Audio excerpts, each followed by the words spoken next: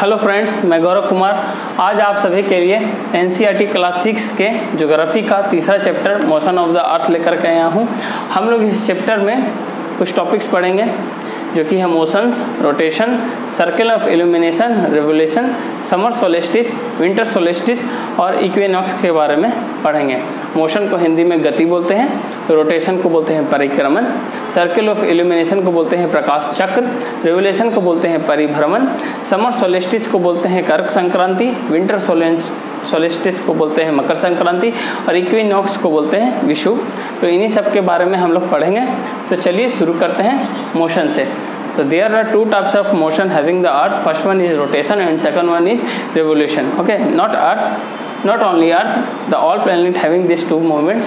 Okay, now we will come on the our first move, that is called rotation.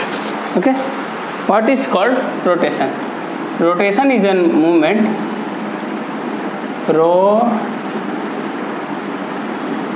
rotation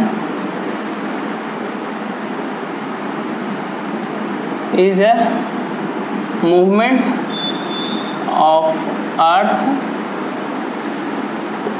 on its axis. Okay, earth जो अपने axis के पर जो चक्कर लगाता है उसी को हम लोग रोटेशन बोलते हैं। मान लीजिए कि ये अर्थ है, ये इसका एक्सिस है। मैंने ये सीधा इसलिए क्यों नहीं लिया है, क्योंकि मैंने आपको पिछले ही टॉपिक में बताया था कि अर्थ अपने एक्सिस पर 23.5 डिग्री बेंड है। ओके, थोड़ा झुका हुआ है, 23.5 डिग्री झुका हुआ है, जिसके कारण से अलग अलग एरिया में अलग अलग तरह के टेम्परेचर पाए जाते हैं, जो कि मैंने पिछले चैप्टर में आपको बताया, जो कि 3 तरह के आपको पाए जाते हैं, टॉरिड जोन, टेम्परेट जोन और फ्रिजिड जोन। इसी के कारण ही जो कि बेंड है उसी के कारण ही होते हैं। तो rotation is a movement of the earth on it's on axis. तो रोटेशन इसके एक्सिस पर ही का मूवमेंट है, जो कि इस साइड में होता है, वेस्ट टू ईस्ट के तरफ में, और ये अपने एक्सिस पर 23.5 डिग्री का एंगल भी बनाता है अर्थ। अब बताते हैं कि रोटेशन के कारण होता क्या है एक्चुअल में अर्थ पर। मान लीजिए कि ये सन है, तो सन का जितना रे जिस साइड में पड़ता है, जिस साइड में अर्थ के जितने साइड में सन का रे पड़ता है, तो उस साइड में डे रहता है, और जिस साइड में रे नहीं पड़ता है उस साइड में आपका होता है नाइट। ओके, तो रोटेशन के कारण ही अर्थ पर दिन और रात होते हैं। अब एक क्वेश्चन है कि अगर अर्थ अपना रोटेशन करना बंद कर दे तो क्या होगा। अगर अर्थ अपना रोटेशन करना बंद कर देगा तो सिर्फ एक ही साइड में हमेशा ही दिन रहेगा और एक ही साइड में हमेशा ही रात रहेगा। Due to this the temperature will be increase on the day side, like 100 degree Celsius, maybe 200 degree Celsius, 500 degree Celsius and 2100 degree Celsius also. Okay, and the other side will be in minus temperature, maybe minus 200 degree Celsius, minus 300 degree Celsius, and hence life will be not exist in case of earth. Okay, अगर अर्थ अपना rotation यानी कि परिक्रमण करना बंद कर देगा तो जो साइड अर्थ इस सन के सामने होगा वो साइड में हमेशा ही दिन रहेगा, और जो साइड अर्थ सन के पीछे में रहेगा उधर में हमेशा ही रात रहेगा। और इसके कारण से जिस साइड में हमेशा ही दिन रहेगा वहाँ का टेम्परेचर काफ़ी ज़्यादा रहेगा, और जिस साइड में हमेशा रात रहेगा उस साइड में टेम्परेचर हमेशा ही कम रहेगा, और इसके कारण से इस साइड में ज़्यादा गर्मी रहेगा और इस साइड में बर्फ हमेशा जमा हुआ रहेगा। इसके कारण से अर्थ पर लाइफ एग्जिस्ट नहीं करेगा, जीवन खत्म हो जाएगा अर्थ पर। तो ये क्वेश्चन है कि अगर रोटेशन अर्थ करना बंद कर देगा तो क्या होगा। तो हम लोग नेक्स्ट आते हैं, सर्किल ऑफ इल्यूमिनेशन किसे बोलते हैं। तो सर्किल ऑफ इल्यूमिनेशन वो लाइन होता है जो कि दिन और रात को बांटता है। ओके, सर्किल ऑफ इल्यूमिनेशन को हिंदी में हम लोग प्रकाश चक्र बोलते हैं। ठीक, तो सर्किल ऑफ इल्यूमिनेशन यही वो लाइन है। ओके, जो कि दिन और रात को दो पार्ट में बांटता है। दिन और रात के बीच का लाइन जो होता है उसी को हम लोग सर्किल ऑफ इल्यूमिनेशन या हिंदी में प्रकाश चक्र बोलते हैं। ओके, तो हम लोग नेक्स्ट आते हैं रेवोल्यूशन पर। रेवोल्यूशन किसे कहते हैं? Revolution is the movement of the sun of the earth. Okay, of the earth, earth के केस में revolution is the movement of the earth around the sun on a fixed path that is called orbit. Okay, यानी कि परिभ्रमण वो गति है अर्थ की जो कि सन के चारों ओर एक फिक्स्ड पाथ में, मतलब एक फिक्स्ड कक्षा में उसके चारों ओर लगाता है। मान लीजिए कि ये सन है और ये है अर्थ का ऑर्बिट। मैंने गोल क्यों नहीं बनाया? क्योंकि अर्थ का ऑर्बिट गोल है ही नहीं। पहली बात, अर्थ का ऑर्बिट इलिप्टिकल फॉर्म में है। ओके, हिंदी में इसको हम लोग दीर्घवृत्तीय बोलते हैं। तो अर्थ का जो ऑर्बिट है वो इलिप्टिकल फॉर्म में है। ओके, तो यहाँ पर हम अर्थ को कर देते हैं, चूंकि ये बेंड है, ये आपका नॉर्थ एक्सिस हो गया, ये साउथ एक्सिस हो गया। तो और साथ ही साथ अर्थ अपने ऑर्बिट प्लेन पर भी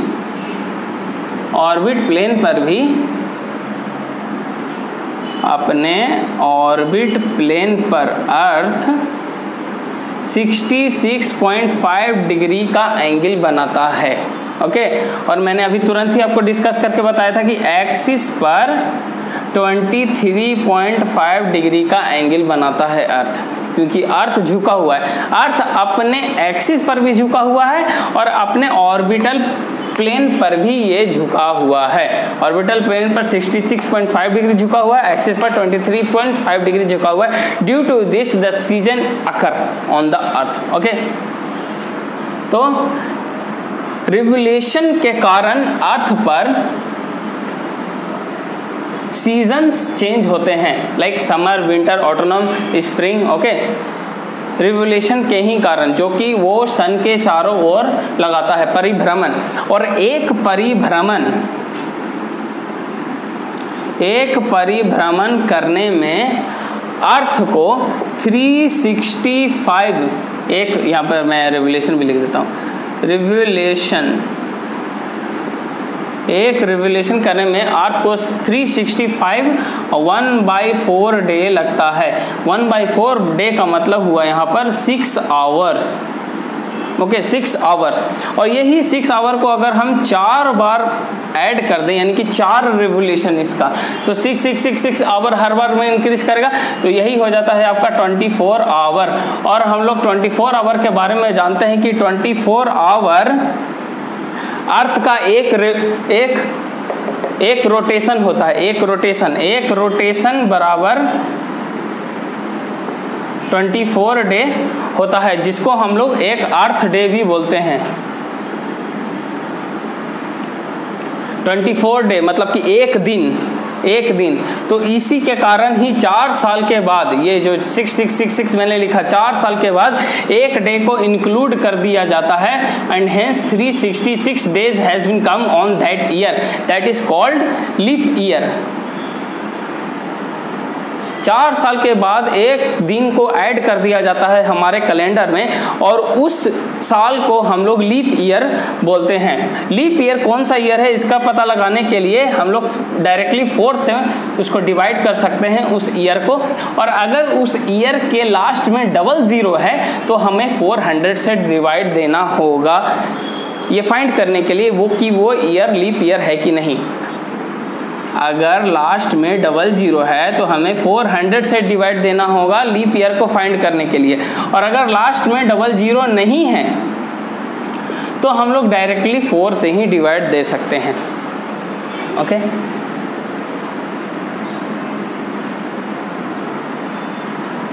तो ये आपका लीप ईयर का कॉन्सेप्ट मैंने कंप्लीट कर दिया, रिवोल्यूशन का भी कॉन्सेप्ट कंप्लीट कर दिया। रोटेशन जो कि 24 आवर्स है, जिसे हम लोग एक अर्थ डे बोलते हैं, या फिर एक डे भी बोलते हैं, हमारा 24 घंटे का एक डे होता है, ये भी मैंने कंप्लीट कर दिया।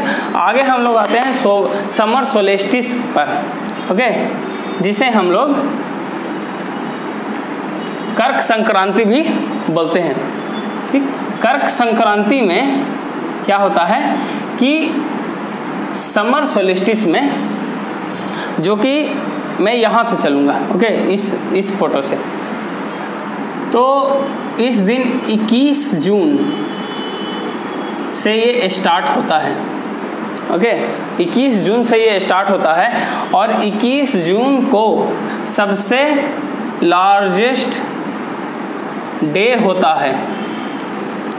क्योंकि हमें फोटो से ही पता चल रहा है कि नॉर्थ पोल सन के साइड में टिल्ट है, ओके, तो नॉर्थन जो हेमिस्फीयर होता है वो इस समर सोलिस्टिस में सबसे ज़्यादा सन का रेस डायरेक्ट पाता है on the tropic of cancer, okay, tropic of cancer में समर सोलिस्टिस में सन का रे डायरेक्ट पड़ता है ट्रॉपिक ऑफ कैंसर पर, और ट्रॉपिक ऑफ कैंसर को ही हम लोग कर्क रेखा बोलते हैं हिंदी में। और इसी के कारण 21 जून को हम लोग समर सोलिस्टिस बोलते हैं, 21 जून को summer solstice, okay, summer solstice बोलते हैं हिंदी में, जिसको कर्क संक्रांति बोलते हैं, ओके। तो इस केस में जब नॉर्थन हेमिस्फीयर सन के सामने रहता है और साउथर्न हेमिस्फीयर जो सन के बैक साइड में रहता है, तो नॉर्थन हेमिस्फीयर में समर सोलिस्टिस होता है और साउथर्न हेमिस्फीयर में विंटर सोलिस्टिस होता है, ओके। ज़्यादा समझने वाली चीज़ नहीं है इसमें। तो हम अब आते हैं इस केस में, ये आपका होता है 22 दिसंबर से स्टार्ट होता है, ओके। 22 दिसंबर से आपका साउथर्न हेमिस्फीयर, आप देख सकते हैं साउथर्न हेमिस्फीयर अब सन के सामने में है, तो 22 दिसंबर को हम लोग विंटर सोलिस्टिस बोलते हैं, 22 दिसंबर को विंटर सोलिस्टिस बोलते हैं, ओके। यानी कि हिंदी में इसको मकर संक्रांति बोलते हैं, क्योंकि इस केस में आपका सन का लाइट ट्रॉपिक ऑफ कैप्रिकॉर्न पर डायरेक्ट पड़ता है, ट्रॉपिक ऑफ कैप्रिकॉर्न पर डायरेक्ट पड़ता है, ओके। और ट्रॉपिक ऑफ कैप्रिकॉर्न को ही हिंदी में हम लोग मकर रेखा बोलते हैं, और इसी का कारण से ये मकर संक्रांति इसको हिंदी में कहा जाता है, और इंग्लिश में आपका विंटर सोलिस्टिस होता है। विंटर सोलिस्टिस मैंने ऊपर में ही लिख दिया है, ओके। और साउथर्न हेमिस्फीयर 22 दिसंबर से डायरेक्ट रे पाता है more on tropic of Capricorn, और in the case of 21 June more direct ray come on the tropic of cancer, okay, that is on north hemisphere. और चूंकि डायरेक्ट लाइट पड़ता है north hemisphere के तरफ 21 जून को, तो डायरेक्ट लाइट पड़ने के कारण 21 जून को सबसे लार्जेस्ट डे भी होता है, सबसे लार्जेस्ट डे होता है आपका नॉर्थर्न हेमिस्फीयर के साइड में, और सबसे लंबी रात होती है आपकी साउथर्न हेमिस्फीयर में, ओके। लार्जेस्ट डे होता है नॉर्थर्न हेमिस्फीयर में और शॉर्ट नाइट होता है नॉर्थर्न हेमिस्फीयर में, ओके। मैं इसको साफ कर देता हूँ।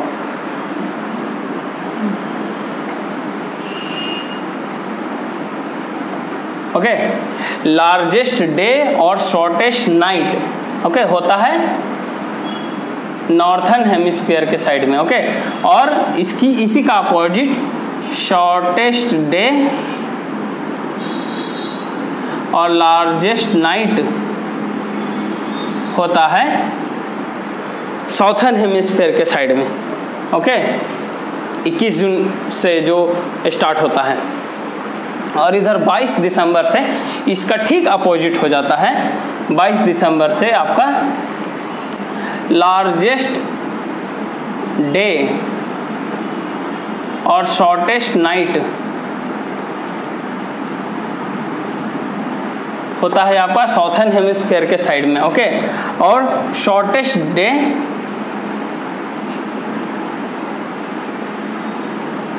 और लार्जेस्ट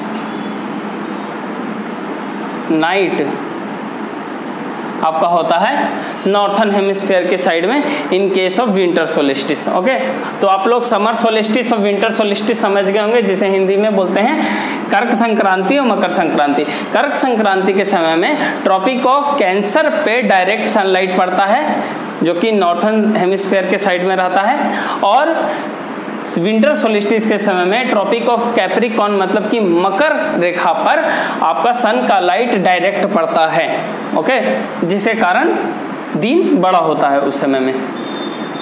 जो भी कंट्री उस समय ट्रॉपिक ऑफ कैप्रिकॉर्न के साइड में रहते हैं, और इस केस में जो कंट्री ट्रॉपिक ऑफ कैंसर पर पड़ते हैं उनमें दिन बड़ा होता है और इधर में छोटा होता है। हम लोग अब आते हैं इक्विनॉक्स पर, जिसे हम लोग हिंदी में विषुव बोलते हैं। विषुव, ओके। दो तरह के होते हैं, ओके।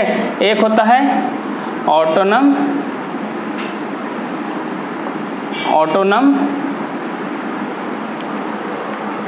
एक मिनट में इसको इरेज कर देता हूँ।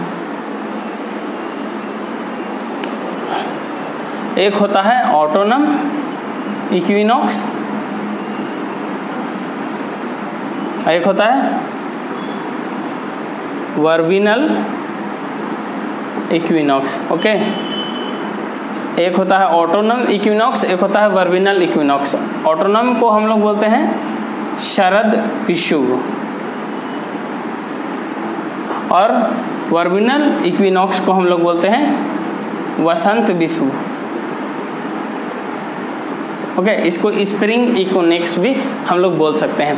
तो इक्विनॉक्स का मतलब ये होता है कि उस समय दिन और रात बराबर होते हैं हर एक कंट्री में, ओके। वो रहता है इधर, इधर और इधर में, ओके। इसको मान लेते हैं हम लोग, और ये आपका लाई करता है 21 मार्च और 23 सितंबर को, ओके। ये दिन और रात इसलिए बराबर होते हैं क्योंकि कोई भी उस समय एक्सिस सन के तरफ में टिल्ट नहीं रहता है, ओके, झुका हुआ नहीं रहता है सन के तरफ में, वो सीधा रहता है, और इसी के कारण सन का लाइट उस समय सीधा पड़ता है, और इसी के कारण से दिन और रात हर एक कंट्री में उस समय बराबर पड़ते रहते हैं, क्योंकि कोई भी एक्सिस उस समय टिल्ट नहीं रहता है सन के तरफ में, ओके, वो सीधा रहता है, और ठीक। तो इसी के कारण से ये दो जो दिन है 21 मार्च एंड 23 सितंबर, इसमें आपका ऑटोनम इक्विनॉक्स और वर्बिनल इक्विनॉक्स होता है, ठीक। तो ऑटोनम इक्विनॉक्स आपका 21 मार्च में ऑटोनम इक्विनॉक्स नॉर्थ पोल के तरफ होता है, और एक मिनट, सॉरी, ये स्प्रिंग इक्विनॉक्स नॉर्थन के समय में होता है, ओके, सॉरी। यहाँ पर स्प्रिंग इक्विनॉक्स आपका यानी कि वसंत विषुव जिसे बोलते हैं, स्प्रिंग इक्विनॉक्स नॉर्थ के समय, नॉर्थ पोल के साइड में होता है, और साउथ पोल के साइड में आपका रिमेनिंग ऑटोनम इक्विनॉक्स होता है, ओके। और इस केस में यही चीज़ अपोजिट हो जाएगा। इसमें 23 सितंबर में ऑटोनम इक्विनॉक्स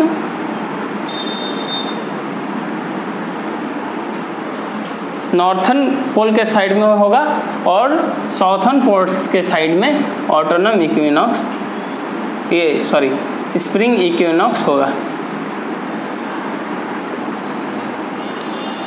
इक्विनॉक्स के डे में दिन और रात हर एक कंट्री में बराबर होते हैं और वो सिर्फ 21 मार्च एंड 23 सितंबर में होते हैं। On the day on 21 March and 23 September the day and night is equal in all over the country, so that it is called equinox.